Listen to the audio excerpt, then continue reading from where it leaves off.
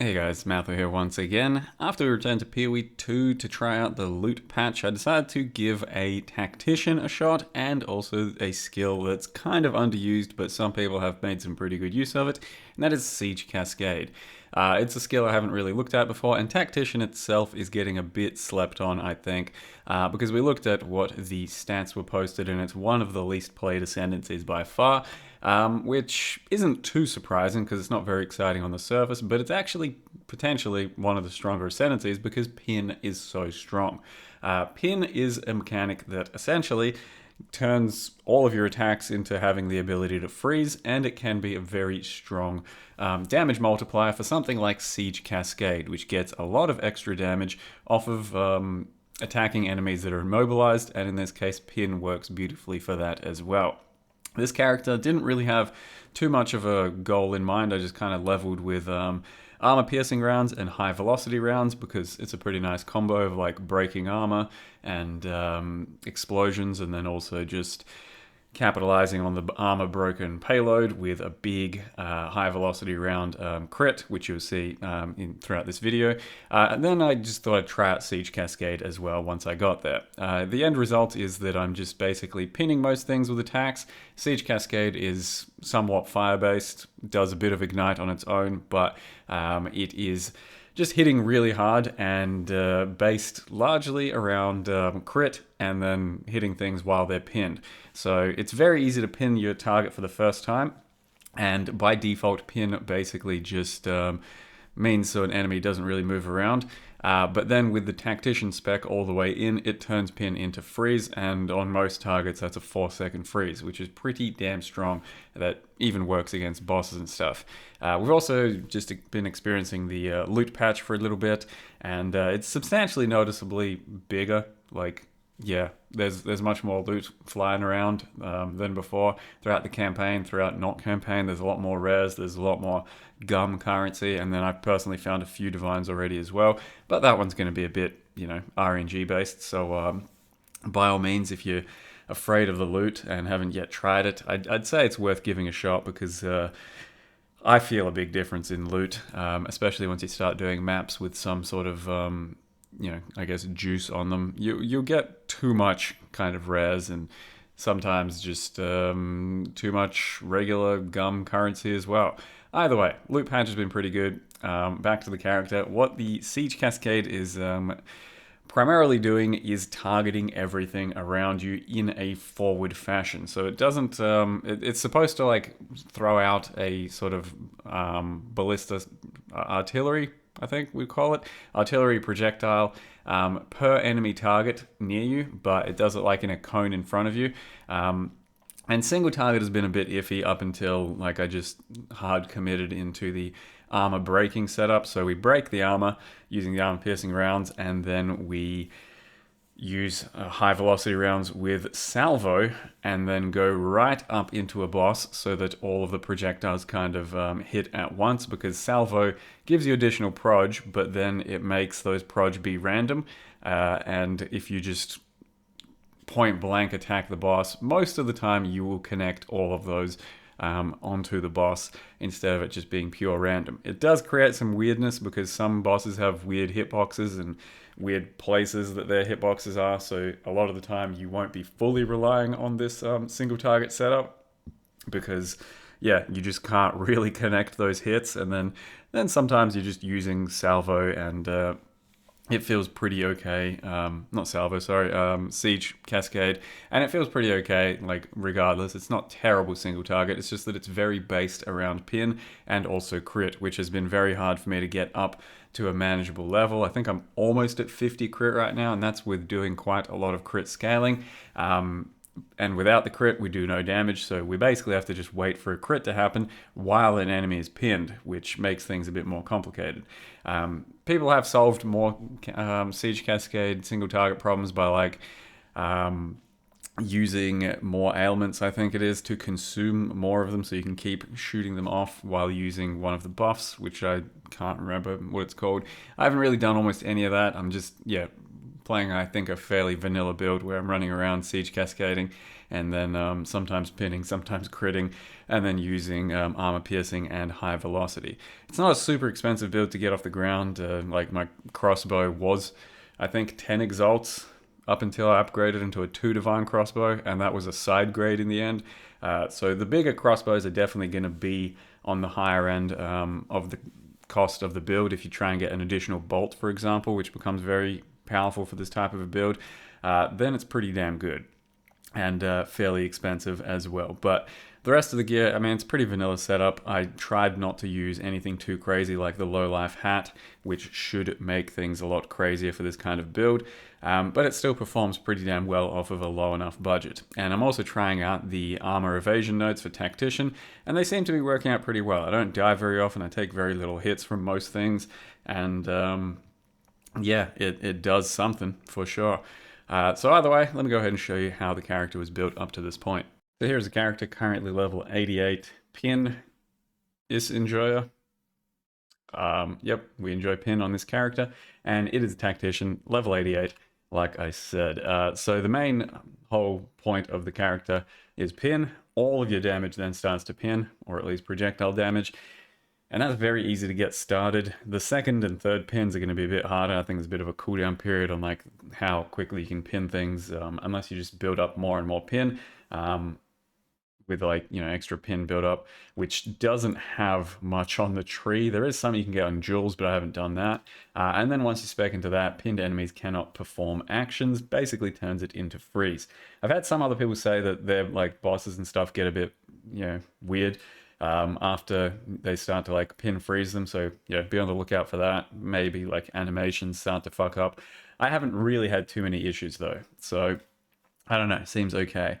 And then I've gone into this route just to be a bit more defensive, which seems to be working out well. Like I've got fuck all armor evasion. It's just a little bit. It seems to work out a little bit. And then this helped it a good substantial amount. And in tier 15 maps, I am mostly just running around comfortably, like getting hit plenty and then just firing off plenty of attacks and not worrying too much about it. So it's actually worked out pretty well, but the ultimate version of the build probably does persistent buffs, 50 less spirit reserve, and then just like some crazy buffs. Like I don't even have a companion in my build at the moment. I don't really have a very min-maxed version of this build whatsoever. I've just been putting stuff together and trying stuff out. Because I'm not gonna lie, I'm not a huge fan of the crossbow stuff. Like it's okay, bolt stuff and lots of different like interactions. I can't super be bothered like trying to figure out the best setups and all that at the moment for this sort of stuff. I've just been kind of doing it. I've been running around with 40 unreserved spirit, but at the moment the setup looks something like this. We've got Siege Cascade, which gets 80% of its fizz converted to fire, and then with quality we've got 280 more against immobilized enemies, and the explosion does substantially more. And it fires a bolt at every enemy within a 4-meter radius, but like I said, it's basically a cone in front of you. We then have nimble reload, though for a lot of the playthrough I was using double barrel, so it loads an additional bolt, meaning that when you fire up your initial cascade, you can fire off an extra bolt. But then the reload becomes a lot longer, and I don't know, I didn't really love it, so I just started to do nimble reload instead. Ideally you get even more like, you know, bolts on your crossbow, but mine currently doesn't have any.